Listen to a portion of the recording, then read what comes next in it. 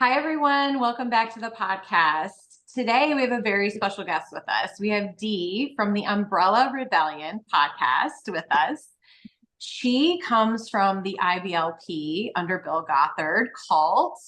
And I know that you guys are going to find her story very fascinating and inspiring. And I am so excited to jump into this episode. So, without further ado, welcome, Dee. How are you? I am doing wonderful. Thank you so much, Jenny and Susie, for having me here. I am really excited about y'all's new adventure and being one of the, first couple of guests on your podcast. I'm super excited. The idea behind doing Unholier was that we knew that there are people out there like us who have been through experiences and mistreatments and just I call it steeped in the Baptist tea, where you just grew up like this. And then you get to a point where you want to have something different in your life. And so I'm excited to hear about you and where you came from, what you're doing, how you got out of it, maybe, and what you're doing now. I'd say go ahead. The floor is yours. All right. So, my story is probably one of the most outlying stories of my generation in the cult. I was not brought up in IBLP, I was not brought up in IFB, but I joined both of them. Really? So, yeah. I incredible. I know IFB is Independent Fundamental Baptist Church, but what is IBLP? So IBLP is Institute and Basic Life Principles. Back in the 60s, it was something about youth conflict seminar or something, I believe. And it was run by Bill Gothard. He started this organization in the 60s when he was, I think, mid 20s. And it just grew. And then the late 80s to mid 90s, it was extremely huge. They would have 30,000 homeschoolers up in the Tennessee Stadium, University of Tennessee. And so it was like their heyday was, I guess, in the grand scheme of things, was really a short couple of decades, but their reach was so far, and the tentacles of their teachings reached so many different, like non-fundamental groups. It just seeped into everywhere. Man, that's a good way to say it. That's so many of these cults, these ideas, the certain leaders and their principles, and then they have these offshoots, like you said, that just take their ideas and run with it. And I honestly, I've never seen them make it better, but take it a little further, a little worse, a little more intense than the specific leader. So you ended up joining. Okay. So it all started. I grew up in the New Orleans area. I grew up Catholic. My uncle married someone in the Baptist religion. And through that, he recovered from alcoholism. And so that made my mom curious about the Baptist religion. Yeah. And so she started attending a Baptist church. I was probably between 9 and 12 when this was happening. So I was in that phase of life where I'm just starting to come into my own and like I did not figure out who I was for a long time, but that's when you usually start figuring out who you are. And so there was a lot of upheaval and change in my life during those periods. When I was 9, I was the baby until my brother was born when I was 9. And that kind of started the catalyst of a lot of things in our life. And it just felt like there was no level ground after that. I was also undiagnosed ADHD. So I struggled in school. I couldn't pay attention, time blindness. I would always be late. So it was like I constantly felt like I was a failure in my life as a child. I couldn't do well in school. I couldn't follow all of the rules. I was constantly in detention because homework was not my thing.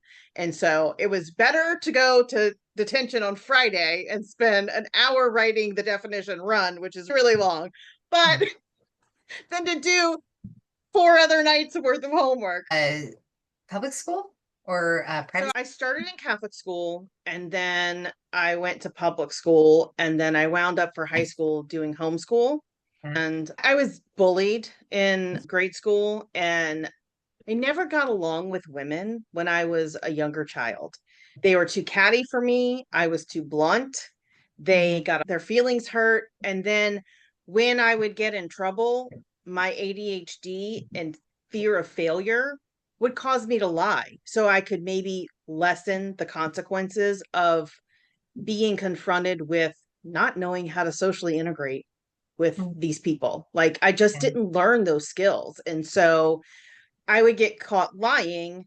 And also I would forget what I said the day before. And I'm like, I don't remember saying that. I said that. So it was a lot of conflict. And I would constantly be changing groups of friends. In my 8th grade year, no one talked to me. At some point, I would sit alone. There were 26 girls and 3 guys in my class, and I just felt so ostracized. Yeah. And I was looking at going into an all-girls Catholic high school, and my mom with my brother, he was going into kindergarten. They wanted him to repeat and everything. So my mom's, I think I'm going to homeschool him, because that was like the kind of start of homeschooling being popular. And I was like, I don't want to go to school. I don't want to go through what I went through this last year for the next 4 years. Yeah. And so we tried a Becca, which is like, why? If you're going to homeschool, why do a Becca? It's just school at home. Yeah. And then I just studied for my ACT, went to get my GED, and then I started college a year early. Wow, good for you. That's terrific. Yeah, Becca Yeah. leaves a lot of gaps and a lot to be desired. And so for you to just do it on your own and take these steps, like that is brilliant. Good job. Thank you. It's like I didn't go to high school, and I had known people who went to Catholic high school or public school, and they had gotten a 20. I'm like, I feel like I'm at least as prepared for life as they are. Yeah, that's true. Yeah. So there was a lot of turmoil in my family, and I just had a really hard time like feeling like I fit into my family. I was constantly a disappointment. So at 17, I moved out, and I was in college, and I was encouraged by my boss at the time to go into the military. So I joined the Air Force. Before I was going to basic training, I wanted to try and repair things with my family. And so I talked to my mom and dad. I needed to move back into their house right before because of a living situation wasn't really working out. So I needed somewhere to live. And their requirement for me to move back home was to go to a basic seminar. Oh, wow. So we drove to Florida to attend a weekend basic seminar with Bill Gothard. It wasn't like with him in person, but they had people that worked there, gave you the workbooks. It was on a big screen. It was a recording and everything. And I remember we were breaking for lunch one day, and I was sitting on the grass with my parents, and I'm like, this, what he said makes sense. And it was the first time in my life my parents got excited about something I was saying and approved of what I was saying. Oh, And I was like, I have been waiting my whole entire life to feel like you accept me and you're proud of me, right? And I was like, so this is what I need. So I just jumped right into it and was like, also ADHD undiagnosed, you have a prescription for living a godly life. So through that, I was like, okay, I'm going to do this. A couple weeks later, I was in basic at the Air Force. It is a wild, like, contradiction of like consciousness. I don't know, to try to be this fundamentalist Christian in the midst of going through basic training in the Air Force, and also navigating things with this new, I have to do everything right or I'm going to hell. Yeah. And then having strains in relationships in basic training because I'm tattling on people because I have to be righteous. Yeah. It was just, I don't know if y'all curse on this podcast, but it was a mind fuck.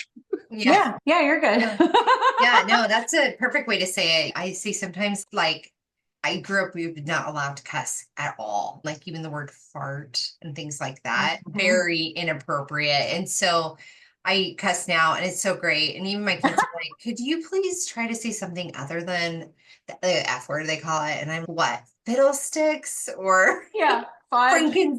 Fudge. Oh, Yeah. fudge. And I'm like, oh, it just brings me back to how it used to be. And there are just certain words that are perfect for a situation, and that I don't think it makes you like, it's so weird how the idea of cussing somehow makes you less of a person or less of a Christian, less like you're sinning. So crazy. Or you're not articulate or educated if you use those Right. words.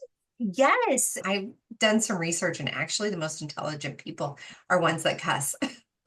Yeah, I know that study too, actually. And Yeah. also, you're less stressed because you get it out.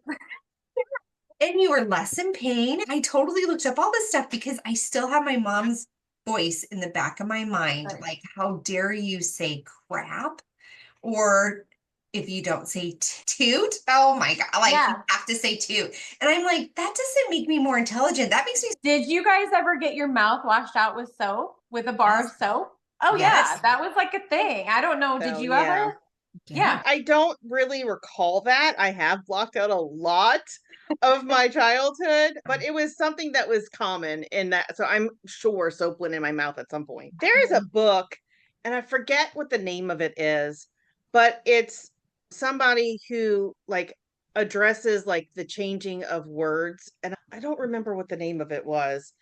That would be I need to interesting. look this up because it's going to bother me. I mean, I think it had to do with cults too. I could see that. The changing of words in terms of to control people, like Or, their or what's the way that they acceptable think. It in was society. more like the history of cults and like how words have changed throughout history. Mhm. Cultish. That's what it was. Oh, It was cultish.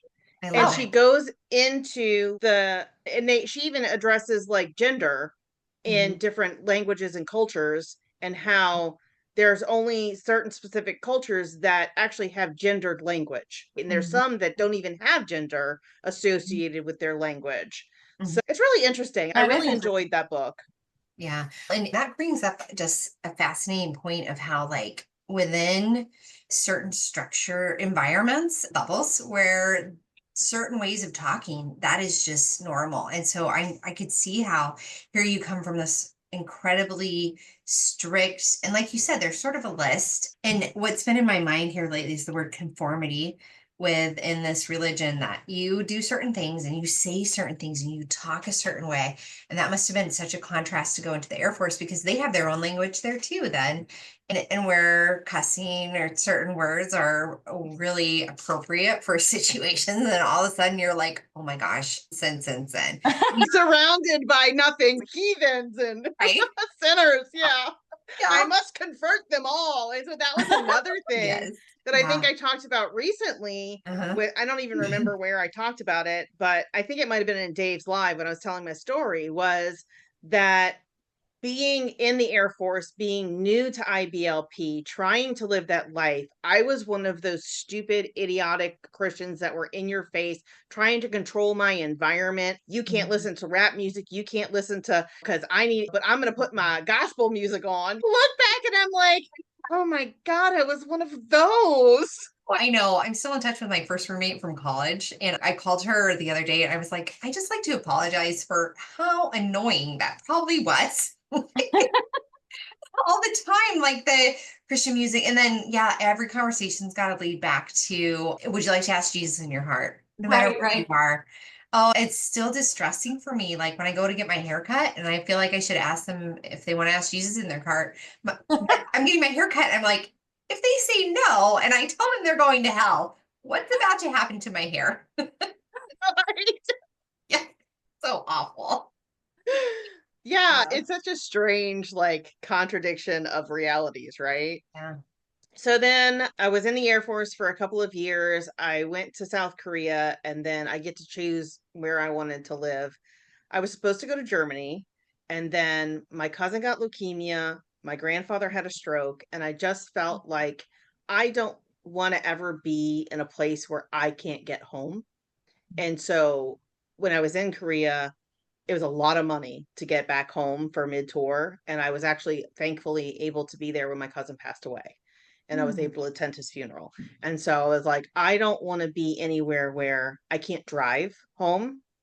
And so I did a 5 hour circle around New Orleans and was like, which base do I want to go to? And I wound up in Florida, at Panama City, Florida. And when I was getting ready to come home, there was a couple that was visiting my parents' church that were from Panama City, Florida, and they were in an IFB church. And so I get stationed in Florida. I go to a Ruckmanite IFB church. Yes. Is it called? Ruckman. Are you familiar with Pete Ruckman? Dr. Peter Ruckman. Okay, he was a chalk artist preacher. So he would draw, basically chalk draw his sermons. So he was entertaining in the sense that he was an artist and he would draw because sermons are typically boring. So it would keep people's attention. And then he was very extreme and very brash. And I think that attracted a lot of the men for sure. And the people, he had a huge following. So I would look at that as even like another cult within the cult of IFB, because He there also were had people, a college, Pensacola Baptist Institute or Bible Institute. Bible Institute. Yeah. And in Pensacola, Florida. And so these people that would follow him with such a devout following, they were called Ruckmanites. And they proudly were called Ruckmanites. So I don't know all of the history, but I do believe like he was an offshoot from Hyles Anderson. I think he started in that group, and then this isn't serious enough for me. And I will say he actually went to Bob Jones University. Okay. Which is weird because he was very much against what they were teaching, because at the time, oh gosh, I want to say they had just come out with the Revised Standard Version. And there were several men that were within Bob Jones that were like pastors or different faculty members that were involved on that board that translated that version. And so he was very anti-Bob Jones at that point and very vocal, and he was very much King James Version only. And so that was one of the main foundations of what teaching was King James only. It's superior to the original Greek and Hebrew transcripts, which is crazy to me. And I will tell you, just a little tidbit, my family subscribed to Ruckman and his teaching. So I grew up in that. Okay. So I'm very familiar with that. I've been to dinners with Ruckman when he was still alive. So I know Ruckman. I did go when I was in Panama City. I did go to some blowouts. Bad Attitude Baptist blowouts. Oh my God. Ridiculous. It is ridiculous. And so one of the things that really, I guess, bothered me about that, and I always struggled with the IFB Ruckman mentality, was how anti-Catholic he was. I had family that was super Catholic. He would preach about how terrible they were and they were going to hell and they can't be real Christians. And I'm like, my whole family's Catholic. Yeah. And that whole, you have to separate yourself. And so there was a lot of division when my mom joined the Baptist religion and then started homeschooling. There was a lot of division in my family, and there was a lot of pulling away and isolating from the rest of my family. And that's very common in the experience. And like your aunts and uncles, I was older, so I had a relationship with them outside of my family, but they had to be careful how much they involved themselves to not get cut off more. So there was only another set of cousins, because my mom and her younger brother were both in the same church, and they both homeschooled, and they started going to fundamentalist churches and everything together. So those were who my younger brother and sister grew up with. And so they were close, but I was older, so I didn't know them well. I wound up babysitting them sometimes and everything. But so there was a lot of isolation with them. And so back to Ruckman, that really was a struggle for me to think of my family that way, because my family always loved me. Even my extended family, I feel like, accepted me more than my immediate family sometimes. And so that was really a hard struggle for me. So then I am coming up on my 4 years, and I decide to go to college back at home, and I'm looking at what do I do? And it's not okay in IFB or as a single young woman to live on your own and to provide for yourself. So you have to come back under the authority of your father. And so I had to just, the umbrella. And so Can you explain that to people who are listening who have no idea what you mean by umbrella? Sure. So I think it's in pretty much a lot of the fundamentalist teachings, Yeah. right? But especially in IBLP, Gothard taught like there's an umbrella of God, and underneath that is the Father, and he has an umbrella, and under the Father's umbrella is the family. And so it was a hierarchical patriarchy set up, and which made no sense. If God's umbrella covers the dad, then how are you not covered by God? Doesn't make any sense. But he also taught if you have sin in your life, you have holes in your umbrella, and Satan can attack you through those holes. And so it was this constant fear of not doing anything wrong, so you didn't open up yourself to satanic attack. And that's where the umbrella teaching comes in. It's supposed to be a protective covering. And also, you say satanic attack, but also God's judgment, because we were always taught too, if you don't obey your father or obey the pastor who God has put that man of God in charge of you, in charge of your family, in charge of your life, God is going to judge you, punish you, whatever, in some way, shape, or form. Yeah. And we would Bring hear you back to him, right? Like Job. Right. They would always use Job as an example, yes, right? yes, or Yeah. Noah. Yeah. You know, what's interesting is that I'd always heard about the umbrella protection. That's what it's called. And as a woman, that's what I'm supposed to be under. And I'm using, like, for our listeners, I want to just use a bunch of air quotes right now because I do not agree with this at all. But so my dad disappeared, faked his death some years ago. And when he did, my mother immediately turned to me and my sister and was like, your younger brother is now the head of the household and you are under his umbrella of protection. And I was like, I don't think so. In fact, I was married at the time and I'm like, I've got a husband, but I can hold my own umbrella, thanks. And she was like, you've got to be under your brother's umbrella of protection. And I was like, this sounds like the mob. And also, it sounds like the Umbrella Corporation from those vampire movies or zombie, whatever they are. I was just like, no way. And she was like, my dad's name is Ralph. And then my brother's name is Ralphie. You will now call him Ralph. And I was like, I will call him Ralphie. I was just like, that's not going to change. And she was like, the umbrella means everyone. He has to make all the decisions for all of us now. And I was like, no, please stop. This is making me want to throw up.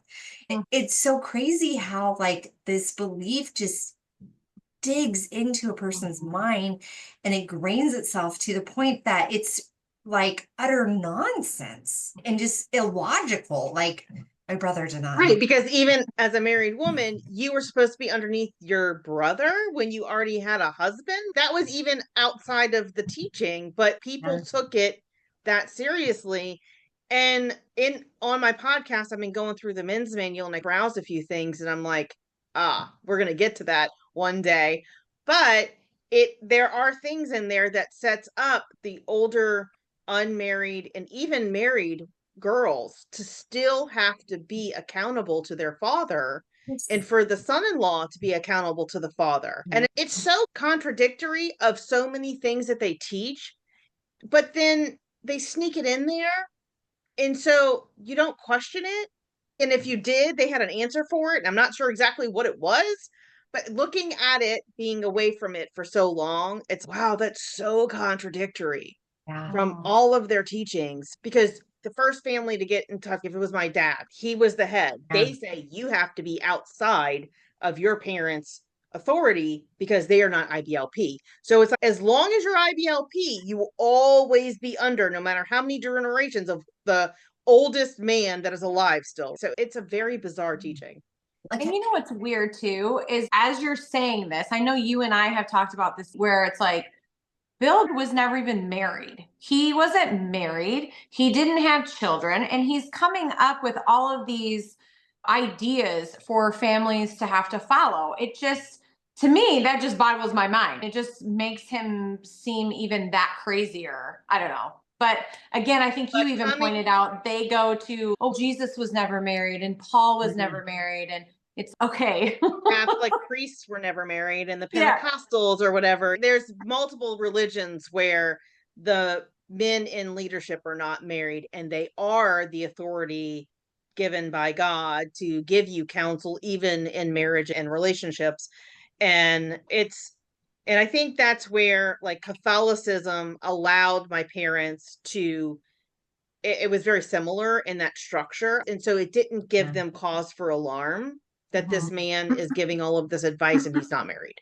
Yeah. Right. And Right. I do want to get back to that for a second because I wrote myself a note so I'd remember. But like, you made a really good point about when you guys got involved with the Ruckman mindset and Ruckman preached against Catholics. And I'm very familiar with how he would talk about Catholics and other groups of people in very derogatory, terrible ways. And if you guys don't believe me, go to YouTube, look it up. I mean, there's video clips of him talking about different groups that are just absolutely abhorrent, but I won't get into that. But I do appreciate you mentioned about your Catholic family. I too I don't have Catholic family members, but I do have really close friends of mine who are Catholic, and they're wonderful people. It's like Catholic people can be Christian too. They can be going to heaven too. Like it's not just this, I don't know if you're familiar with the term Baptist bride, but a lot of these like IFB cults would put just that Baptists are going to heaven. And I just think that is absolutely ridiculous. To me, that makes it even more of a cult, that mindset of it's only us, we're the only right ones. And it's just wrong. So something that helped me with that mindset is, okay, let's just take the United States and all of their roadways, right? If you're in Louisiana and you want to get to Chicago, you have a way to get there. If you're in New York and you want to get to Chicago, you have a way to get, or multiple ways. If you're in California and you want to get to Chicago, there's multiple ways to get there. All of the roads lead to the same place and your destination is the same, but the journeys are different and the obstacles are different and the stops are different and the length of the journey is all different. And that's one way that helped me like really think about other religions as it's not just, and this is the only way, straight is the road, narrow is the way, like that whole mindset of there can't be any possible difference in your beliefs and someone get to the end, eternal life with Jesus. And that was part of my deconstruction, was going, that doesn't make any sense. Like every person's journey is not going to look the same. But if they believe in Jesus, the end goal is heaven according to the Bible. And so that was, I think that was one of the first cogs in the wheel to come undone. Right. Yeah, that is a good way to put it. So after you did your 4 years and then were you still in the IFB at that point or have you enough? So, okay, so you dove right in. So I like to joke, and I think I said this joke while you were on the live, is I was simultaneously into 3 cults. I was in the military, IFB, and IBLP all at the same time. So when I do something, I do it right all the way. I love that so much. That's how I grew up. We've had different shows on TV where and stuff that's happened and people that I've met where I told my husband I would be so good at their cult. Like I could do it. I would make it to the top. I just am so good at checking all the boxes, doing all the things. Like I would rise up high in their ranks because that's just what it was like growing up. Like you are conditioned to just almost it's not like an institutional mindset, but it's a mindset of you're conditioned to just obey without question men and their statements they're going to make to you, and then you fit into this program almost again that word conformity of this is how and you can do well, you can be so successful at it. So I think one of the things that attracted me to it was the structure, right? So as someone with ADHD, I did not operate when things were unknown. I did not operate well when there wasn't a routine. So having a built-in routine and like a goal that was always there, pray every day, read your Bible every day, do this. I failed at it miserably in every single cult. But I did my 4 years and I got out and I didn't get in trouble and I got my honorable discharge. But I struggled so hard in all of those organizations to really like fit in because I was a very rebellious child. I bucked against authority. I had a lot of questions and I wasn't afraid to speak up. Even in IFB, I would be like, I have a question. I I love love it. that. Like the pastor that I was underneath in Panama City was really great about it. He never made me feel like as a woman I couldn't ask questions. It was the other people around me that started to make me feel uncomfortable Yeah. being so loud. And I'm a loud person. I've Mhm. always been a loud person. So just I always felt uncomfortable no matter where I was. And then in that church in Panama City, I had a really great friend. She was like the most meek and quiet and just like the epitome of what you would think a Christian was. Just her heart was of gold and she just loved me and loved on me and we had a very special connection. We still like to this day will contact each other and stuff. And she was married to the preacher's son and that wound up not going well and things didn't work for them and then she moved away. But that was one of the first times that I felt accepted as myself. Again, like my parents had a little bit of acceptance, but I always struggled with fitting into that tight box of Yeah. fundamentalism. And so I struggled with it all the time. And we would butt heads about a lot of things. And so she was one of the first people like I felt I could actually be myself around and Mhm. be okay. Mhm. And so that kind of drew me in and kept me there for a while. And then when I left, I went to another IFB church that was like right around the corner from my parents' house. So it was super convenient.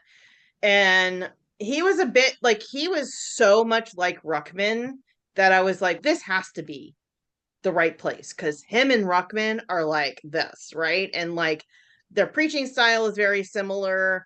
But I always felt like it was something I could never attain was Mhm. that perfect IFB or IBLP Christian life. Yeah. My life was always messy. And Yeah. so while I was at home, I did my own cleaning business. I was making enough to support myself, not at my parents' home and saving some money. I was in the Air Force, so I was able to purchase my own vehicle. So I had my own transportation and stuff. And then they had some IBLP people come around and my parents hosted them and we got to talking and it's like I was trying to figure out, okay, I'm out of the Air Force. What is my next steps in life? And so I always struggled as a teenager. I went through a lot of things. I was very promiscuous. I didn't have respect for myself.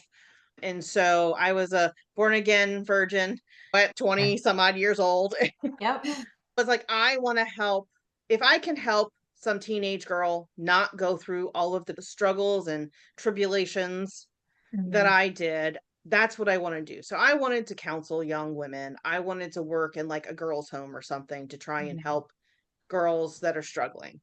And so I mentioned that to the IBLP staff, and they're like, oh, if that's something you want to do, we've got programs all over the country and stuff. And I'm like, okay, how do I get into the IBLP world of doing this? And they're like, you would have to come work at headquarters and you would have to go through the counseling seminar. And I'm like, okay. So, like, the balls started rolling. So they went and presented me to Bill Gothard and said, we have this girl that's here, and this is what, like, I was not expecting to actually be chosen to go up there because I was so worldly and had been in the Air Force. But that's like I was gonna say rags to riches, but that's not it. Like centered to saved type of story that they love, Yeah. where you had this life before, very clear before and after of you were one way and then you turned and you went another way, and then they could just like, and I hope that they did not like parade you, like tell your No, testimony, how you no. became a Christian and all that stuff. Okay, good, because I hate No, when I was a charity case, really. wasn't the rags to riches. No, I was like, this girl needs some help being a real Christian.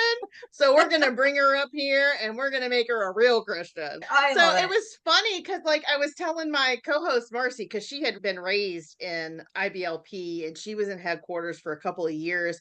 And I don't remember what they called it, but it was essentially like a charity case. And just hate to tell you, but you were one of those. And I was like, knew it. There was something off about the way people treated me. Like I knew it. That is Gosh, but they're all just, oh yes, here comes Dee, the charity. That's so insane. And then they all just pat their back like, I helped Dee today. Oh Right? man, it's the worst. Oh, it's so dehumanizing. I hate that for you that they did that. It's so awful. So I made some really good friends. Like Okay, good. in the house, and this is the first time I think I have lived with females and connected with them and not had constant conflict. I was Wait, there for 3 months. you had So, to go live there? yeah.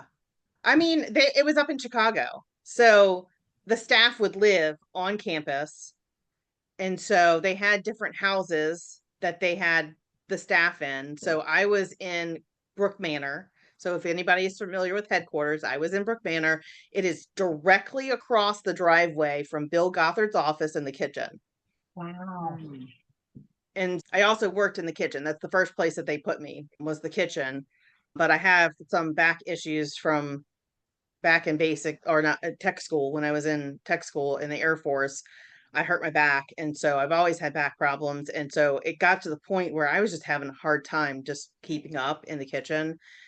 And so I was like, look, can y'all just maybe try and find somewhere else for me to be? I just don't think I can physically do this, which caused all kinds of trouble with some co-workers of mine. And I have back problems too, and I can do it. And it's okay. I'm supposed to kill myself for you. Like, it's like I did that in the military. I am not doing that anymore. I'm not putting my health at risk for service. That's just not, there's a way for me to serve and not hurt myself. So that was the only conflict I really had there. And then being in the military and being really rigid, there was a girl that was in our house that also worked in the kitchen, and she was like 13, maybe 14 at the most. And she would sleep in late and not come for breakfast and help us with breakfast. And I was like, when she gets older and she gets a job, she's not going to be able to sleep in. She has to be. And I was really stupid about it. And looking back, I was like, oh my God, that poor girl. Like, she was 13 or 14, living in this headquarters, expected to work and homeschool, and then also being counseled by Bill Gothard at night when he was in town. So Dee, touch on the fact that Bill Gothard had a type. Oh, That he liked to counsel. The Gothard girls. I don't know. I think it was in one of the Duggars books. I think it was Genders, the deconstruction one, that she doesn't call it deconstruction. She calls it something else, detangling or whatever book. She had mentioned the Gothard girls, which is so gross that she would even do that in the first place, because like she knows what happened to those girls. She knows why Bill Gothard had a type. Like, it was just so gross. And so I don't really talk about it, but I referenced that because that was in the book and people might have read it. So a lot of times it was girls that had, and I say girls because it started when they were girls, that he would see these girls and start grooming them. They were light blonde or light brunette, very wavy curly hair. Whether it was natural or not, that was his preference. And so he would see somebody, the stories are, he would see somebody at a event and be like, your countenance is so radiant and I can just see God in your countenance. And he would groom them to come to headquarters and work with him. And then he would counsel them, pray with them, like one-on-one. Of course, there was some staff member in the corner, but he would like get close to them and touch them. And Lindsay from Shiny Happy People, she discussed how like he would rub her fingers and they would play. And a lot of the stories involve like being in the vans and he would play footsie with them, take their shoes off and start rubbing their feet. And that was like under the table too, at like events or at lunch. When they were in headquarters, he would play footsie with certain girls and have them at the head table. Thankfully, being a brunette and with very kinky curly hair, I was never sought out by Bill Gothard. And that was one of the things at headquarters that made me question, like, number one, I questioned when I was in the kitchen. He had to have certain snacks on hand, and he was all anti-sugar.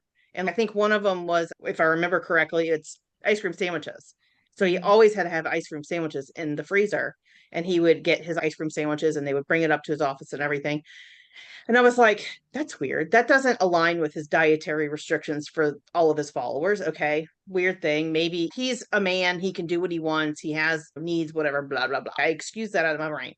So when I was asking for a different position, they did have one position open, and it was the receptionist in the headquarters main building where everybody worked. And I was told by one of the other people there, I may have been my co-host Marcy, but I don't really remember because she's a curly hair girl as well. So if you were going to be the receptionist, you would have to straighten your hair every day. And I'm like, what? Like, one of his teaching is your unchangeables. I'm like, this is unchangeable. God made me with curly hair. I have no control over it. You have to have soft curls if you're going to have curls at all. And I'm like, that's not going to work because I'm not spending 2 hours a day. Like, I have never been a high maintenance woman. Like, I was a tomboy when I grew up. You can see I do bare minimum makeup. Like, I just don't want to spend the time in the day to do that stuff. I just don't think it benefits me. So I was like, I'm not going to spend 2 hours a day straightening my hair. It's not going to happen. So I was like, that's not for me.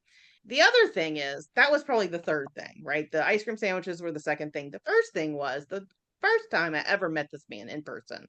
All the other times I had seen him was on video. He gave me creepy grandpa vibes. And the only reason I know that is because I had a creepy grandpa, and he made me uncomfortable, and he sexualized me as a teenager. And I was like, I know that feeling. Yeah. That's creepy grandpa. And I think he knew that because anytime we had a session, he would do Bible studies or something when he was in town on Sundays or whatever.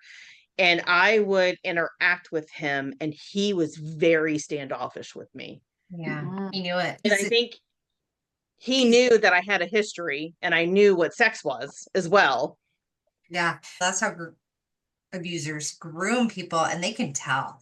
But the great part is you had an instinct too, where theirs is honed to find kids or adults or whoever to abuse. You have the instinct to avoid that abuse and to recognize that there is danger there. And I'm glad you gave off the vibe of, hey, keep your hands off of me. Yep. Dirtbag.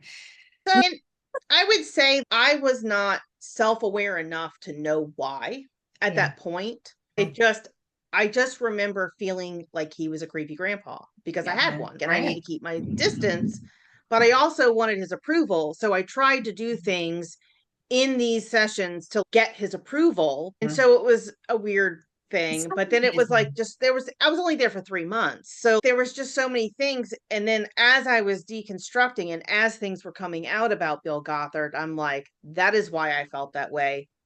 So it didn't come until years later that I realized why all of those things were like that. Yeah. Man, I feel bad that, so about that girl, like the 13-year-old, where the heck were her parents?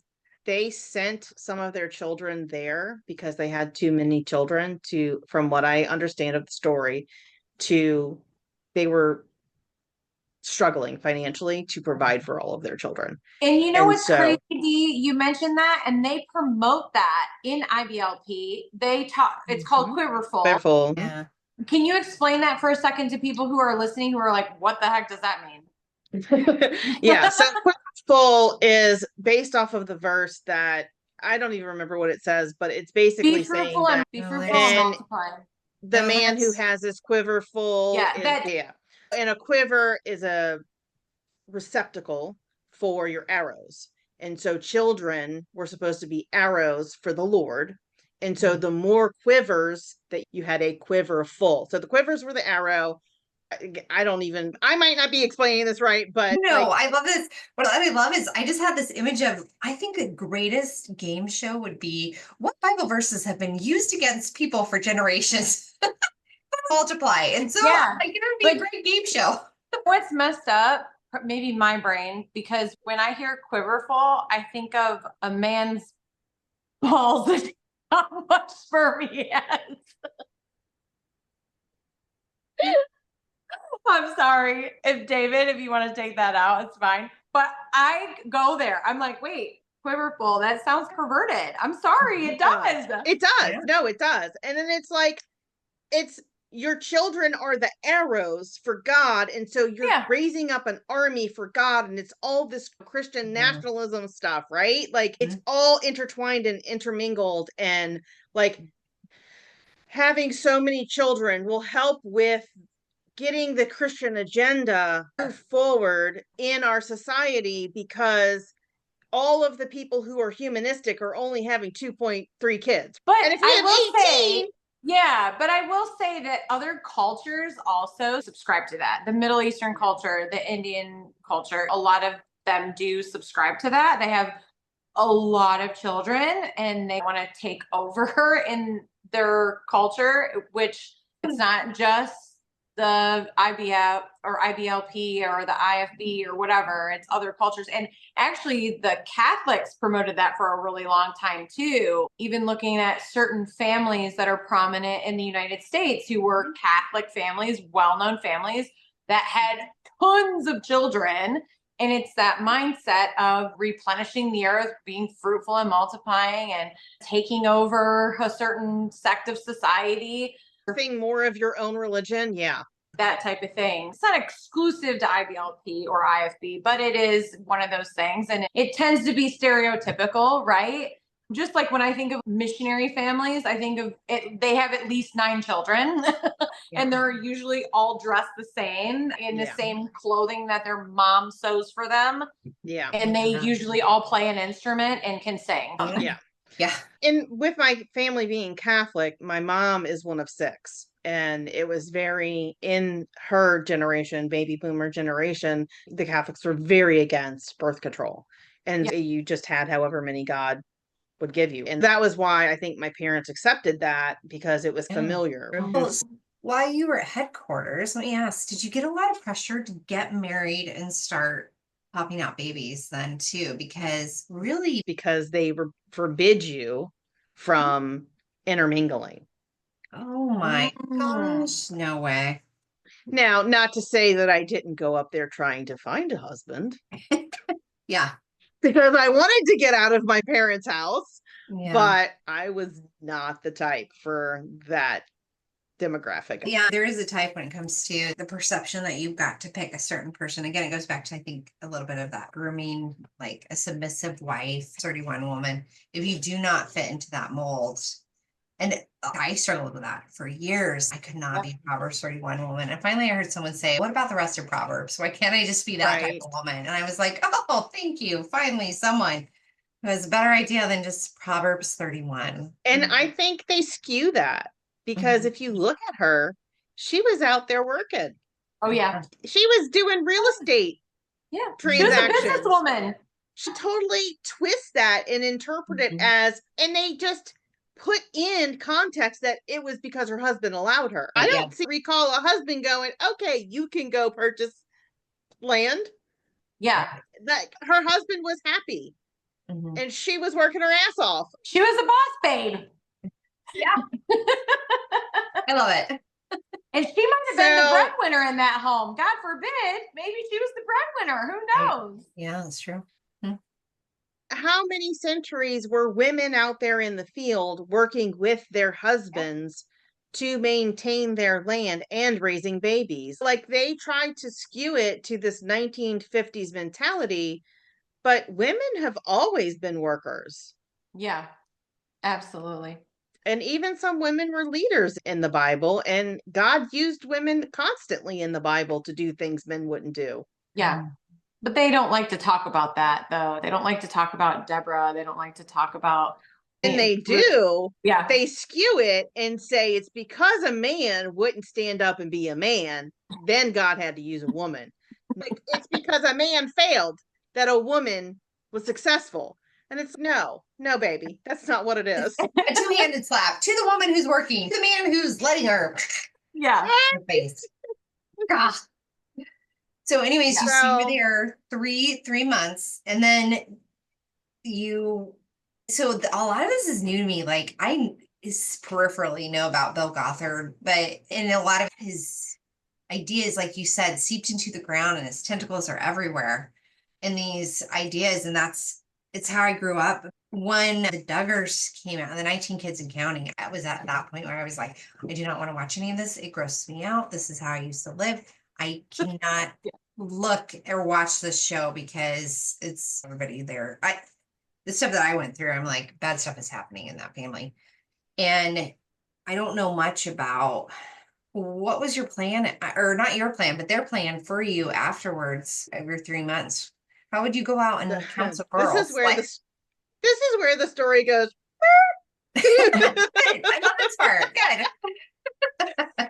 So I was guaranteed a spot for 3 months, and then it was October to December. So when the holidays came for Thanksgiving, I went to a friend of mine's house in Duluth, Minnesota, and I had a car. And so like I brought a whole bunch of other people from headquarters and dropped them off here and there, and then went to my friend's house in Duluth, Minnesota, and spent the holidays with her. And then I went home for Christmas, and when I was home, I got a call from a girl that was in the church that I attended down there. And she said, "Hey, there's this guy that's been coming to church. I think he would be a good fit for you." Wow. And I wasn't going to go to the Christmas party. And when she called me and told me that, I was like, okay, I'm going to go because this might be my guy. This might be God's plan for your life. So I met my ex-husband at that Christmas party. And I really thought, like, my first impression of him, he was in the skit that they did, and he wore a tutu. So I thought he was progressive for a Bible believer. Not even close. Oh. That was more of just him going along with what they wanted him to do. And he was always a funny person, right? Like, he had a good sense of humor when he wasn't being an abusive dick. And he's a narcissist, in my opinion. And so I got the love bombing, and then I just had these blinders on of what a true biblical man would be. And my uncle, who had brought my mom into the Baptist church, he was a very strong leader of his family. And so I had prayed for someone like my uncle, not knowing who my uncle really was. And I got who my uncle was, unbeknownst to me. And I wound up in a 10-ish year marriage of constant turmoil. He was a drug addict. I didn't know at the time. When we got married, the pastor knew. And when I confronted the pastor and said, "Did you know that he had this problem?" "Oh, yeah." "Why didn't you tell us? Like, you could have told my parents. You could have told me."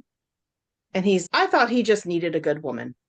Oh my gosh. And the pastor married you, right? Did he officiate the wedding? He did. Because all you need is a good woman to not sin. It's so frustrating. Like, you're supposed to be under their umbrella, but yet you're the one with all the power to make them sin or not sin, or like their moral compass. Yeah. So crazy. So it was on me to keep him in line, apparently, that I had no idea. And 6 months into our marriage, he had been working, doing some stuff, not offshore, but onshore oil stuff. And so he would be called out all times of the night. So he had a couple of days off. And I'm like, "Hey, honey, you've been working really hard. It's your day off. What do you want to do? You can do anything that you want. Let's do it." Here's the good one. "I want to go find some pot." That's what he wanted to do on his day off, instead of spending time with you, like building your relationship, having something fun together. And I'm like, I don't smoke pot. I've smoked pot twice in my life. It was before I went into the Air Force, and never again, because I was not going to risk my career over fucking drugs. Sure. Not. Yeah. Sure. And I was like, I am a Christian. I am a Bible believing, you should be sober, don't drink, don't do any drugs. My mind is going 1,000 miles a minute trying to reconcile. If I'm like, why would you want to do that? And like when we were dating, I say dating, but like it was a courtship, right? Yeah. And it was very fast because we were sinful before and so we pushed the wedding up and we got married within 5 months of knowing each other. And there were so many red flags during those 5 months, and I ignored them all. And I had asked him, like, have you done drugs? Oh, yeah, I've smoked pot here and there. I'm like, okay, I smoked pot twice. It happens. You experiment. He was not honest with me. Wow. Yeah. And then me trying to be the biblical woman and not really fitting in that role, he said I lied to him about who I was because I really wasn't that submissive wife. And I'm like, it's not like I wasn't trying. And it's like, you lied to me about what you were. Like, you lied. And so that was like, I struggled with that. And we were living behind my grandmother. And so there was also some other stuff that had gone on. He was abusive to an animal in front of my grandmother. And I called my dad and I'm like, look, this is what's going on. And we're going to kick him out. And I'm like, great. So we kicked him out. I stayed in the apartment behind my grandmother. And then our birthdays are like right next to each other, like within 10 days of each other. And so it was his birthday and he got all sappy and I miss you and I want to spend my birthday with you. And then I want to be able to spend your birthday with me. And so I was like, okay, I'll come to the hotel with you and we'll stay. And then, okay, the family is the problem, right? So let's get us outside of the family and let's go find us an apartment. So we found us an apartment and I moved in with him. And then I wound up getting pregnant shortly thereafter, and just constant turmoil. I would constantly go to my parents to get a break from the chaos. And just, he was never very supportive of me as a stay-at-home mom. It was always, what did you do when I wasn't there? You're not doing this, you're not doing that. And I was just always exhausted. And I just had a really hard time setting routines for myself. And I would always put my children first, and their needs were always met before anybody else. And he wanted me to do everything, like the normal, typical IFB, patriarchal. Yeah, you don't work, so you need to do everything and raise the kids. And I'm going to go to work and I'm going to give you a certain amount for groceries, and that's what you have to work with. And I'm going to do nothing else. We did buy a house and he did so mad. We had some money that they had given us to do some updates in the thing, and he wound up spending a bunch of it on drugs. And a lot of the updates didn't get done. And he would go, I was with an infant, and he would go to the house, go get high, then come back and have nothing done. And it's like, finally we moved into the house, and like, it just constant, like, he would spend money on drugs and we wouldn't have this. And it's like, we would change churches all the time. And then we were in a new church and he was actually getting high and driving us an hour to church. And it got to the point where I just felt so unsafe, and he would not let me drive. I'd be like, can I just drive? No, I'm going to drive. You don't drive. And I'm like, fine, whatever. So I was constantly anxious about, number one, getting pulled over and he's high and I have a baby in the car. The cop is not going to be like, you have no control over yourself. You're an adult. You had a choice to get into that car or not, right? Am I going to lose my child because I got into a car with someone I knew was doing drugs? Like, I was so afraid all the time. And so I finally went to the pastor and I said, look, he is spending a lot of money on drugs. He's getting high all the time. I'm really struggling. Can you talk to him? And so he came to our house and he sat us down and he looked at me and he goes, are you reading your Bible? I knew it. I knew Are you praying every day? Oh my gosh. You're focusing on what he's doing, but you're not focusing on what you should be doing. I knew it. It's so awful. I hate this for you, Dee. I really hate this for you. And Wow. so I was like, nobody's going to hold him accountable for driving under the influence with my children and me in the Yeah. car. Y'all don't give a fuck about me, do you? No, they don't. And Yeah. I was like, he could kill us all. And Yeah. that shit's on you. That's how I felt. Like, you are leaving me with no support. I Yeah. felt so abandoned by Mhm. everyone around me. Like, my parents saw what I was going through and it hurt them that I was going through that. They didn't know what to do. They had no idea what the biblical thing to do in Right. this situation was. And so at that, this was like, I had a baby. Hurricane Katrina happened. We evacuated. He was high the whole freaking time. We went to a new church. He was high all the time. I got pregnant while we were evacuated from Katrina. I had a Oh, second child. They're 15 months apart. So, like, oh, gosh. all of this is going on in the first couple Yeah. of years of our marriage.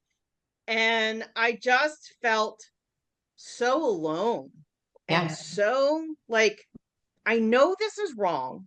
I know this is not what a Christian marriage is supposed to be. I don't know how to get it. And I'm supposed to just pray it away.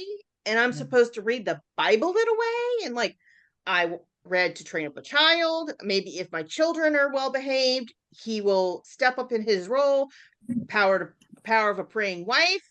At some point later in life, the freaking fireproof shit came out and I tried that. It's like I was trying everything to be the wife that would allow him to be the man, supposedly through this teaching, that he was supposed to be. And he would never be it. And so I felt constantly, I am not good enough to make this man do what he's supposed to do. I am not doing well enough for God to bless me with the husband I'm supposed to have. Yeah. Oh, I hate I that know. for you. When we were getting married, my parents kept saying, you need to wait.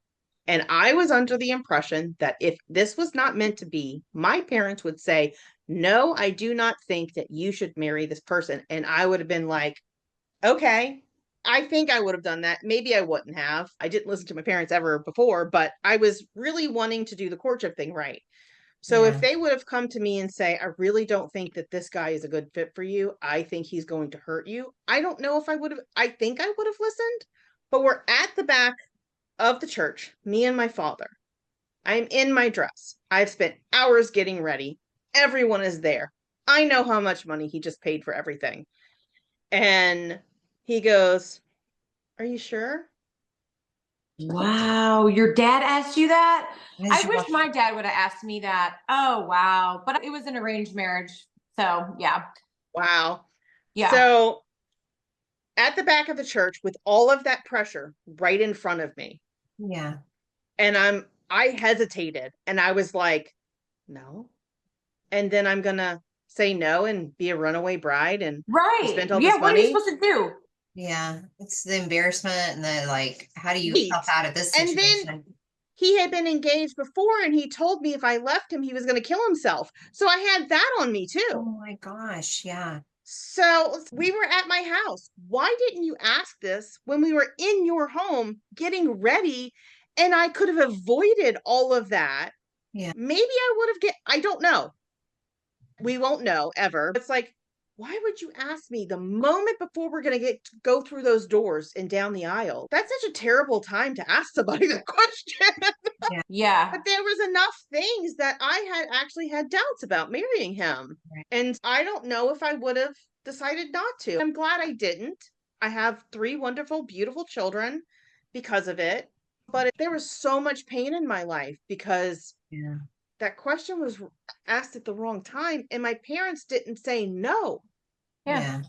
And that was their job biblically, Right. according to these teachings. I know. It's like, Dee, when I heard your story on the TikTok live where we met initially, I was like, oh my gosh, there's so many parallels between my story and your story. And I think that we really connected on that level for sure. Walk us through you leaving him, because I think that it's really important as far as my story. Like, I really want people to know from my point of view, but I also want people to know from your point of view that it is possible. I think sometimes when you're in the middle of it and you're living in an abusive marriage and you're in this home and you have these little kids and you're like, you're a stay-at-home mom, you don't have a job, you're like, where's my launching pad? This is all I know. And it sucks, but I guess this is my life. I got to make the best of it. Like, where am I going to go? What am I going to do? But you and I have both done it, right? With young children. And there are resources and there's ways to get out. And I always tell people, like, reach out. If you're in this situation and you're dealing with a domestic violence, abusive situation in your home, please reach out to us. We have resources and we've done it. We're not saying it's easy, but it's possible. And so walk us through what happened at that point where you were just like, that was your breaking point where you're like, I have to get the heck out of here. Tell us what happened. So the first time I left and filed for divorce, I served him with papers on Valentine's Day of 2007. Nice. And here I divorced. Yes. It didn't happen. Oh. Spoiler alert, it didn't happen. And it was the advice of my lawyer to stay in the home because I used my VA benefits to get a home loan. And so I just couldn't do it. It got to the point where I just couldn't do it anymore. And like right before this happened, I had been at my parents' house. One of our vehicle was broken. I could only bring the infant with me. My ex-husband was at home with our toddler, and he calls me up and tells me I need to go to the hospital. My stomach hurts. And I'm like, your stomach hurts? Just go poop. Yeah. Why do you need to go to the hospital? I'm so confused. And so finally he calls me and he says, the neighbors got our oldest. He's bringing me to the hospital. You need to come home. And I find out he had gone down the street to the cow patty and got shrooms and made tea while he's watching my freaking toddler and got OD'd on it. Oh my God. So he had to spend a night in the hospital. Wow. And so that was like one of the last straws. And then when I served him with papers, he made it just miserable for me. And I just could not live in the same house with him. And I called my mom, I'm like, I can't do this anymore. I need to move in with y'all. And my parents were very gracious and they allowed me to move in with 2 small children. And I was there for a good 6-8 months, maybe. And he wound up getting a house not too far away from where we lived. And I just felt the pressure to go back to him. I felt I didn't want to live with my parents anymore. I couldn't have ever afforded, with 2 kids in daycare, to live on my own. He wasn't paying child support regularly. So it was like there was no way for me to support myself at that time with 2 kids in daycare because it was essentially a mortgage to get them to daycare. And I had not enough money left. Yeah. And so I was very lucky and blessed to have my parents take me in. Otherwise, I wouldn't have had an out because I didn't have physical abuse. And so all of the shelters required you to have proof of physical abuse to go to a DV shelter. Psychological, spiritual, financial abuse was not enough for you to go there. And so I felt I was limited in my options in that situation. And so I did leave. And then we wound up before we had a covenant marriage. So I had to be separated for a year with children. And so before the year was up, I moved back in. We didn't go finalize the paperwork. We ripped up the paperwork. We were still married. And then I always felt like if we just moved out of the city, maybe he couldn't have access, but he always worked. He was a plumber. He worked with people. He had connections. Didn't matter. He was always going to be working in the city. So we moved out to the country in Mississippi and I enjoyed it. The boys enjoyed it. I got pregnant again and things were going better for us. It wasn't perfect. And then I was 4 months pregnant with my youngest. He got into a motorcycle accident, wound up having to go to the hospital, broke his collarbone, broke his shin, and had a couple of surgeries. And so he got hooked on pain pills again. Oh no. And so one of the deals that I had with him to have another child, because I wasn't going to, I was adamant about not having any more children with him until shit was better. And I was like, if I have another child, you need to promise me that you will be there during the labor. You will support me, because my first one, he was supportive, but then he like went and got high after. My second one, I was in 30 hours of labor for both of them. He would go out to the parking lot, get high, come back, go out to the parking lot, get Oh high, my come back. gosh. He was asleep the whole entire time. Like, I just didn't have any support from him. And then Yeah. because my water had been broken for so long and I wound up with a C-section, they're rolling me into a room and they're telling me my kid has to go into ICU, and he's coming and he's high as a fucking kite. He came back and he wasn't there to help me make decisions about the safety of our child. Yeah. And I was just so overwhelmed at that point. And I think that was like the beginning of the end of the first time, right? And then it was a couple of those other things that happened. And so when I think he was less than a year old, my second born, that's when I moved out. And then we moved back in, and then we moved to Mississippi. Then he promised me he would do that. Things were getting better. I felt it would be that. I was pregnant. He gets into this accident. He gets hooked on pain pills again. And we go to the hospital, and I'm trying to have a VBAC after 2 C-sections, and there's only one hospital that'll do it. So like, we're staying with my mom because she's going to watch the other two, and the hospital's close to my mom's house. So then we go there, and like, I am bound and determined not to have a C-section. I am walking my ass at 7 centers dilated from the freaking parking lot to the room, and I'm like, gravity will get this baby out. I'm not having another C-section. And I'm like stalling out a little bit, and I need to go get my prescription, because he was in pain management clinic and he had to go to the pain management clinic to get his prescription, and he leaves me at the hospital in labor to go get his drugs. Third time.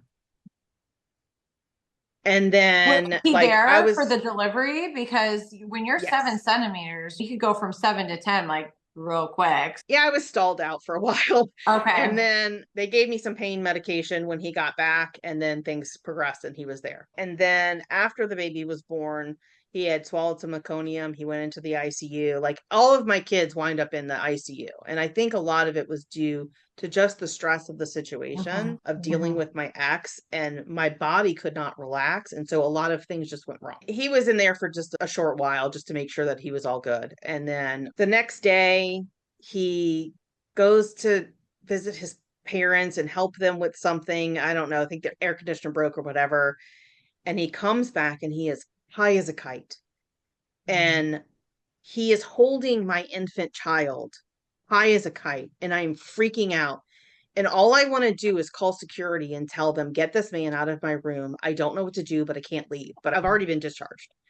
Yeah. And so we're walking out of the hospital. I'm in a wheelchair. He's holding my child. I am just like begging and praying that he drop my child. He gets the car. He's fighting with the car seat. And then we go back to like his parents' house to give them a fan or something. And like, we're at like midnight now. And we've got an hour drive back to Mississippi. And he's high as a kite still. And I was so tired. I just wanted to be home, and I couldn't say no. I couldn't be like, no, let's just stay here. I didn't want to burden my parents. There's always conflict with him, with my parents and stuff. And so I was really worried about just putting that on them and having him high around that. Like, it was just a blue situation. And so I am driving on the interstate on I-10, and this man is passing out. Oh my gosh. And I'm like, wake up. And I'm thinking, I can't drive. If we get into an accident, I'm going to bleed out, because I just had a baby. You're not supposed to drive. If you get in an accident when you're driving, you can bleed out. And then I'm like, should I call the cops? Should I call the cops? And I'm like, it was just such a bizarre, really horrific place to be. And, that was March. By the time June ran, I was like, I can't leave, but I was like, I think I need to leave. And then a month later, I walk into the bathroom and he's got a straw and dust of medication on this surface. So we have one bathroom. And if our children wake up, they go into that bathroom. Yeah. And I was like, my kids could have gotten oxycodone. Yeah. This is insane. They could have taken that straw and started sucking on it and overdosed on oxycodone. And I was like, I am done. So it took me about 2 months to get everything together. He had no clue. And at some point he was going to NA meetings, but he was also getting high. And it was bizarre to me that nobody had called him out at the meetings. And I hadn't talked to him in 2 weeks. The only thing I was like, yes, okay. If he addressed me, I would respond to him, but it was very minimal, didn't elaborate. And he goes, you haven't really been talking to me. Something going on? And I'm like, yeah, he had made a promise when he got back that if I had ever gotten like too much or he had ever fallen back into drug use, that I could tell him, do not come home, and he would not come home. I did that. I said, you are high all the time. Do not come home. You need to go get help. You need to go get sober. He came home and I stopped talking to him. And I'm just like, there's no point in having any conversations with this man because he's not going to change. And he noticed it took him 2 weeks. And he was talking to me about something that happened at an NA meeting. Somebody confronted him about being high, finally. And I was like, oh, I'm surprised it took that long. He's like, what do you mean? And I'm like, you're high all the time. I'm surprised they haven't confronted you before this. And Wow. are you serious? And I'm like, yeah. And is that why you haven't been talking to me? And I'm like, yeah. And I've been thinking about leaving because you didn't own up to your practice. And so it was the day before I had everything set up the moving van was all set up. My parents were set up. I have a 4-month-old baby, so I couldn't do any heavy lifting. We had been looking for another house, so I had been packing secretly. Yeah. And I was like, yeah, I've been thinking about leaving. Oh, I'm going to get help. Da, da, da, da, da. The next day, the house was cleared out and I was gone. Wow. Good for you. So, Yes. so I moved into a friend's parents' house. She had given me a job and she had given me a place to stay. And then from there, my grandmother hadn't been living at her house and she said I could move in with the kids. And then my parents wound up buying my grandmother's house and taking care of her. She had dementia. And there was an apartment in the back. So the apartment that my ex-husband and I had started in is where me and my kids lived for a couple of years. And then once my youngest was out of daycare, I could afford a mortgage. I'm a medical coder. So when I left, I got a temporary job in a coding office. And from there, the people at work really supported me and helped me get my career up and running. And so I was able to make a good enough living to start supporting my children. I barely had any child support. I pulled myself up by the bootstraps and made it happen. Yeah. Good. That's awesome. See, I love that because people who are listening that may be in a similar situation, they think, how am I going to do it? But just taking the step to leave and yes, have someplace you can go. Of course, you don't want to end up homeless with your children, but have someplace to go, maybe with a friend or a relative or something in the meantime, so you can get yourself together and get a job and start being able to pay your own way, your bills and stuff like that. But to have the courage to leave is so powerful and really is very helpful for people who are listening that are in a situation. They're like, how do I do this? Am I ever going to be able to leave? So I love that and also too, there's statistics that say, I believe it's 8 to 10 attempts or 8 to 10 times that, that average of 7. Yeah. Yeah. Where women do try to leave these situations and then end up going back for whatever reason. A lot of times with these narcissists too, they'll do the love bombing, then they'll do the gaslighting and they'll do the victimizing. And, oh yeah. And there's a cycle that can really reel you back in and make you feel like you're the problem. Yep. And I can tell you're not the problem. Oh yeah, for sure. And then the fundamentalists just double down on it, saying you're not praying enough. You're not reading your Bible enough to change your man, because Debbie Pearl's book too, read that. And Michael Pearl, all of those books, Created to be a Helpmeet and all of that. It just reiterates what is an adult has to be responsible for their own choices. Your spouse cannot control how you live your life. You have to want to be a Christian, or you have to want to be a responsible adult. And if that want is not there, it does not matter what the other person does. It will never change. So there was something I was going to point out. Oh, when I was leaving, what made it final for me was number one, I knew I had tried everything. I had offered every obstacle. I had been willing to go to counseling and everything, and we had gone through different sessions with pastors and stuff. And I knew the whole teaching was God hates divorce. That was the thing that kept me in it for so long. God hates divorce. God hates divorce. And then the teaching of you're going to have to be alone the rest of your life if you divorce because you can't have more than one spouse. Despite the fact that many men, especially Dr. Ruckman, had been married a couple of times. My gosh. Three times. Yeah. I was like, I finally said, you know what? God loves me more than he hates divorce. Yeah. And I'm That's what okay. yes. Oh, good. Yep. So I was like, and I have boys, and I am teaching these boys how to treat women by sitting here and taking it. And so if I had girls, I would have been teaching them what a man was supposed to treat them like, and it would have been horrible. Like it was so dehumanizing. I felt like a hole to fill in my own marriage, and I felt like a slave. And that the only thing I was good for was sex and housework and child rearing. And that was the only worth I had to my ex-husband. Yep. Oh, Yep. gosh. And I came to that same conclusion, Dee. I was thinking after I had my daughter, when you become a parent, then you have this unconditional love that you can't even describe, right? And so then I had that realization where it was like, okay, there's a verse in the Bible that talks about basically, I'm just going to paraphrase it, but it's basically we as earthly parents, we want good things for our children, but God, even as our heavenly Father, he wants so much more for us. And so I'm thinking, I would never want my child to be in this situation because she made a vow to me to be married with this person.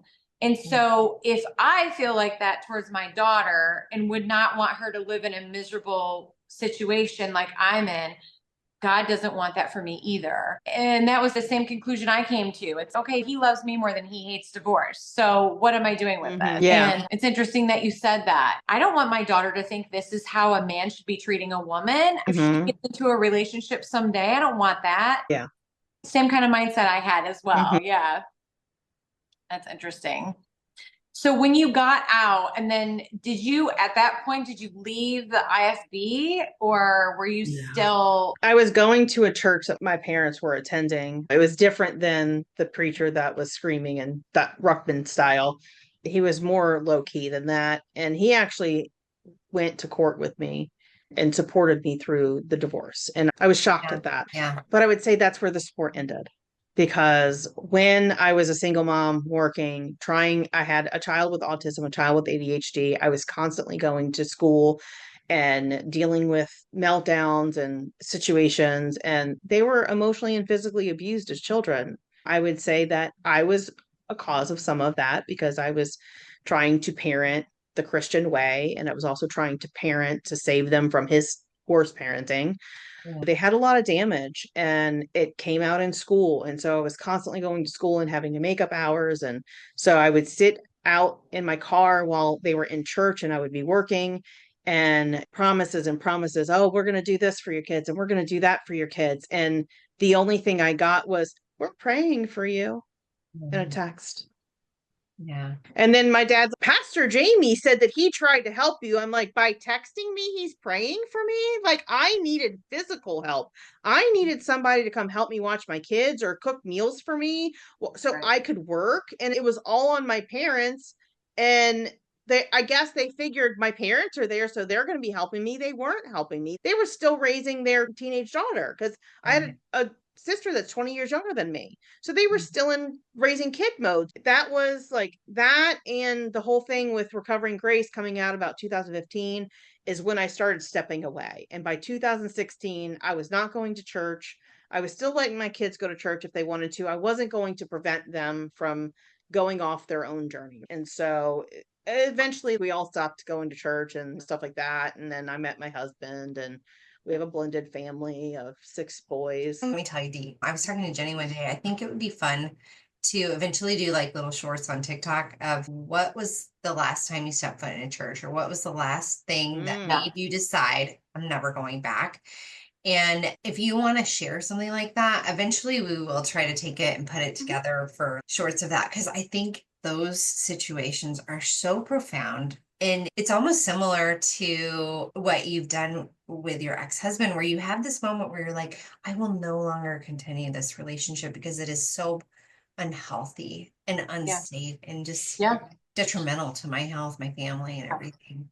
I'd love for you to share that if you got time. And I know Into this. no, I love it. And I love you. I really love it. appreciate you I know. sharing. I know it's hard to talk about some of this stuff, and just, I really commend your resilience and like your, just your Mhm. bravery, your strength that you should never have to be strong for, but you were, and you did it. And like you said, you picked yourself up by the bootstraps. And I say that, and I know that's like a common thing, and I don't want somebody to think I'm not strong enough to do that, because I didn't feel like and I had a right. lot of support. I know there are people that do it with absolutely no support, and I was very blessed to have support. And it's because of the support that I had. It's because of the different things that happened in my timeline that I was able to Yeah. continue to grow and learn and get to a point where I could support myself on my own.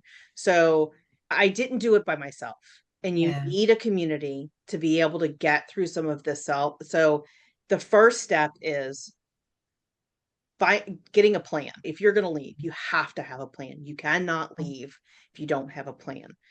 Do not share your plan with anybody who may share it with your one you're leaving, your Yeah. spouse or whatever. And you get that safety plan, because I honestly was afraid that he would take my kids and I would never see them again. Yeah. I was afraid that I would be on the front page of the newspaper, that I was concerned he would be a family annihilator.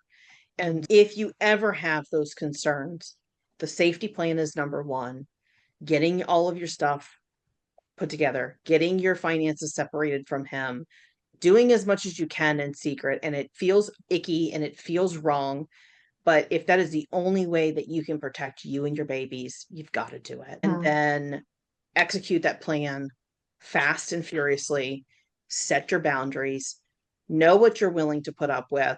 And it got to the point where I had to change his ringtone and his text messaging, because every time it was either the school or him. So it's like I had to have the school on a certain ringtone and him on a certain ringtone. So I knew that I could ignore those messages, or I needed to pick up those messages, because I was constantly in a state of stress, because I was constantly being inundated either by the school or by him communication. And it got to the point where slowly and surely I like put boundaries in about communication. And then eventually, after several years of going back and forth and stuff, he injured one of my children and I refused to let him see them anymore. And he never fought for him. So Good for you for taking that stand and then making the decision to protect them completely. Yeah. Fully. I was scared, and I was so scared to do it. Yeah. And I was like, you know what? I have proof medically that there was an injury done. And once I had proof that there was medically an injury done, I was like, the cops can come after me. I knew it was a civil matter, so he would have to go to the judge to hold me in contempt. And I was willing to be held in contempt to protect my kids and whatever. I figured they weren't going to put me in jail. I was the only one financially supporting those kids. Yeah. And then I just hoped and prayed that he wouldn't fight me, and he didn't. So he gave up. That's awesome. I love That's it. Man, I think this is why your story is why people like Bill Gothard and who did you call that other pastor? Ruckman. Ruckman. I was going to call it the Haggermites, but it was like a combo, like so many other type of pastors, where they don't want women in charge and they don't want their opinions, because we would be better at saving others from these situations in this life, where there's so much obsessed with the afterlife, of saving people for the afterlife, where they're missing it. They're really, I say sometimes they're really passionate, but they're not compassionate. No. They don't want to alleviate the suffering and what's happening now. And they're just passionate about, like I said, like the afterlife, and you don't get the help you need. Where if you could trade it, where they were like, you're a charity case at headquarters, you're like, I need the charity now. And you're like, yeah. So, and the reason that they are oppressive to women like that is because they have to keep us down and feeling worthless because they are not able to rise to a higher level and be the men that we need them to be actual leaders. If they could rise to that, we could take a step back, but they're not doing it. They're not prioritizing the safety of the children. They're not prioritizing the relationships. It's very self-centered. And I don't believe in stepping back just because I'm a woman. But in my marriage, we have a very symbiotic. You draw on your strengths, I draw on my strengths, and what you can't do, I can do, and what I can't do, you can do. I'm chronically ill right now, so a lot of it's falling on my husband. I'm still working, so I'm still supporting our family financially. If they would look at it more as a partnership, it could work better. And it's because they can't do that they have to oppress women and keep them down and make them feel worthless because they're not worthy of being the same type of adult that we are. Yeah. So what are you doing now? And like, where can we find you on social media where people can start following you and support you and just know all the good things? We are our Umbrella Rebellion everywhere. My main focus is TikTok, YouTube, and Substack now. I'm trying to transition to Substack in case TikTok goes away. I do Facebook and Instagram-ish, but I'm trying to pull away from Meta. Yeah. And support smaller, more newer apps. Yeah. So yeah, and the podcast is on all the podcast platforms. We also have a website, umbrellarebellion.com. So I love it. I think Awesome. that's great. Yeah, really good. We appreciate you being on here and just sharing your story and like being willing to go back into your past and then hold it up so that other people can see there's a way through it. Like it's shining a light on just an area of and these ideas within our country that are weird. They're just so weird. So backwards, that's a good way to put it. Yeah, the umbrella corporation that's out there. Anyways, we greatly appreciate you, and I'm just so glad you're here and for the stuff you're doing. Like you're fighting the good fight. Yes. Thank you. And on our podcast now, I'm going through the men's manual. And so picking apart his teachings, like almost sentence by sentence at this point, and just like trying to figure out, I guess, dismantle more of what's in there and look at it from fresh eyes after being deconstructed for 10 plus years, and hoping that Umbrella Rebellion podcast is all about exposing the teachings that led to and excused the abuse and providing a place for somebody to get the help that they may need to escape from it. Yeah, that's really good. That is good. Well, good. I'm excited to hear more of what you're doing and to catch your podcast. That sounds great. And do you have any final words? And then I'll close this out with the recording. Yeah, no, I think I'm good. Let me just thank y'all. Let me just thank y'all both so much for giving me this platform and all of this time to tell my very extensive and murky story. I love it. Yeah, thank you. We're so glad you could be on here. We've got just being able to talk about some of the stuff without the judgment and the mistreatment that I think we all grew up in. And again, just shining a light on where we've all been painted as that like we don't fit the molds and type of churches or environments and really buck the system. So I love it. I love you can join us. So thank you. Healing is a process, a journey to be experienced, not just a destination. You are not alone in this. It's okay to take your time, explore different perspectives, and find what resonates with you. Healing takes courage, and we believe in you. Together, we can enjoy the ride.